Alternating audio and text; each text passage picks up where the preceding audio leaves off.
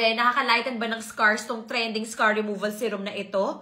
Well, tingnan natin yung ingredients. And ayan ang kanyang mga ingredients. First on the list is lemon. According to research, lemon juice can help fade away dark spots and scars. Second is alpha-arbutin. Based on research, with regular use of this active ingredient, the dark spots and patches on the skin can fade away within a few weeks. Pangatlo, niacinamide.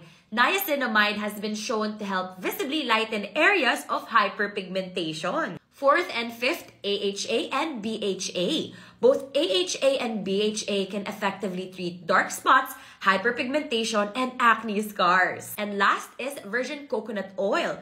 Coconut oil is also said to help boost collagen production. Not only could increasing collagen in the skin help with fine lines, it could also help minimize scarring by binding new skin tissue together. O, diba, ingredients na lumalaban against scars and hyperpigmentation. Ito ginagamit ko sa aking mga acne scars, sa aking mga sugat.